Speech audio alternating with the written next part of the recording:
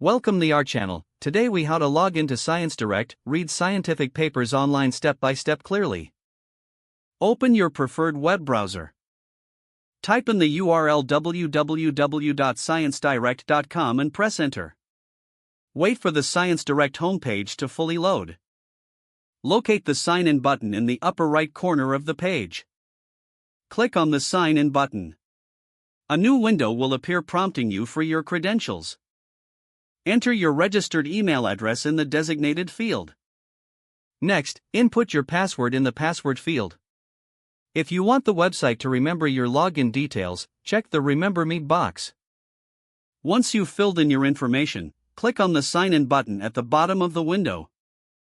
After signing in, you will be redirected to your ScienceDirect dashboard. If you have trouble logging in, look for the Forgot Password link below the login fields. Click on that link if you need to reset your password. Follow the prompts to receive an email with password reset instructions. After logging in, use the search bar at the top of the page to find scientific papers.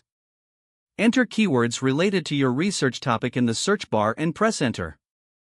Browse through the search results for relevant articles and papers. Click on any title that interests you to view the full text. If you encounter any access restrictions, consider whether your institution has a subscription. You may also explore options for purchasing individual articles directly if needed. By following these steps, you can successfully log into ScienceDirect and access a wealth of scientific literature online. If the page does not load, refresh the browser or try again in a private or incognito window.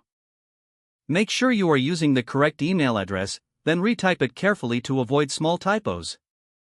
If your password is not accepted, use the reset option and create a new strong password you can remember.